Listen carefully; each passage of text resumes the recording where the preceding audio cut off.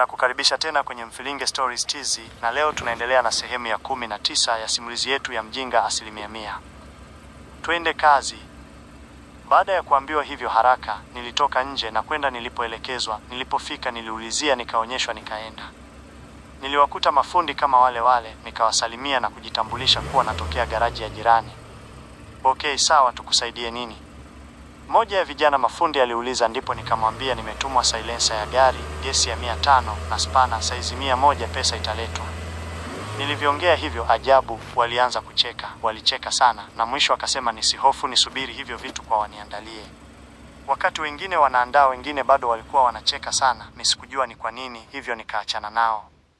Baada ya robo saa ndipo nikaitwa nyuma ya gari moja, nikaambiwa limzigo lililopo mbele yangu ndio gesi, spana, saizi 100 na silencer ya gari.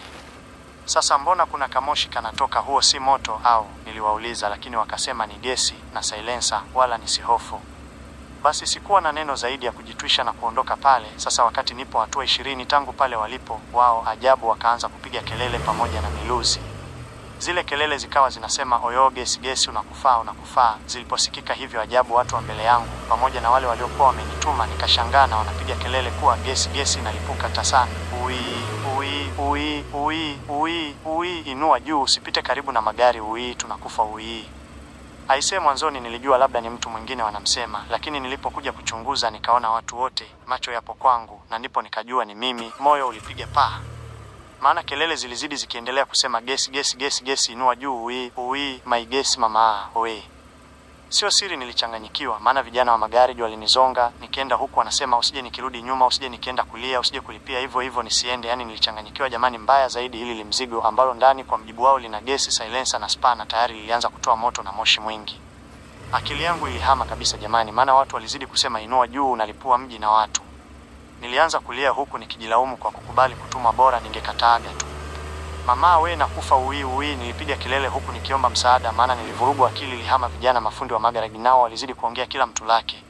Unaua watu, nasema inua juu, ona moto huo, wewe kimbilia fire, wakauzime, fanya haraka. Sauti mojawapo ilipenya sikioni mwangu ikiniambia habari za fire. Fire yenyewe mi hata sijui ilipo, mpaka yenyewe tu sijui. Huu mzigo ulizidi kutoa moshi mwingi na kuwaka, na mimi sasa nikawa sijui wapi niende, maana akili ilikuwa haifanyi kabisa. We, hiyo gesi inalipuka, inua juu, alafu ruka juu. Nilisikia sauti nikaanza kuruka juu, na wao sasa ikawa wanacheka kelele kwa sana. Miluzi ndio usiseme, da leo kweli nilipatikana.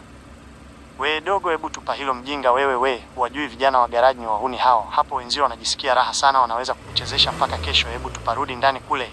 Alikuwa ni fundi mkuu yule aliyenipokea, ambaye nimekabidhiwa na madam. Haraka nililitupa, ajabu halikulipuka wala nini, ila tu moto uliwaka na kuzima. Kuwa makini sana wewe, walikutuma wapi kwani?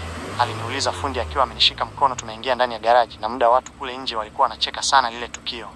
Walinituma nikanunue gesi ya 1000, silencer ya gari pia niombe spana saizi 100. Sasa ndio ikawa vile. Nilimjibu fundi na kumwambia, noma sana Kanjunju, silencer huwa haiuzwi, wala gesi huwezi nunua eti mtu akakufungia kwenye mfuko. Hapana, kuna mitungi maalum pia, hakuna spana saizi 100. Msijawahi iona hivyo. Kuwa makini sana ukitumwa kitu na mtu wa garaji, kuwa makini, anaweza kukuagiza kitu tofauti, aliongea fundi mkuu. Kweli aliyosema yalinifungua akili kuwa nikitumwa na mtu wa garaji niwe makini mno. Nilimwambia nitakuwa makini mno. Pia nilimshukuru sana kwa msaada wake, maana bila yeye sijui ingekuwaje yani. Hilo likawa limeisha, na wale vijana walionituma nikawa sitaki hata kuwaona, maana walichonifanyia sio kitu kizuri. Sasa Kanjunju, ufundi magari huwezi kujua siku moja, utakuwa unajifunza taratibu kila siku mpaka unajua. Na leo nakufundisha kufungua rejeta. Unashika hivi spana, unazungusha kisha unatoa, na hakikisha zote umetoa. Sawa fundi, nikitoa nafanyaje? Nilimuuliza. Ukitoa unaniita na kagua kisha unarudishia kama lilivyokuwa, fundi alijibu. Basi alinipa toolbox la spana, nikaanza kufungua, na yeye muda huo alikuwa ametoka. Mimi nilianza kufungua, lakini kuna vitu nikaona kabisa vinazuia kama paipu na nyaya. Basi wala sikupoteza muda, nilichukua exo nikakata zote mpaka nikahakikisha hazipo huku. Usisahau kutembelea YouTube channel yetu hii ya Mfilinge Stories TZ, subscribe, share, like. Uwe na siku njema mpendwa, asante. Tabu iko pale pale Kanjunju.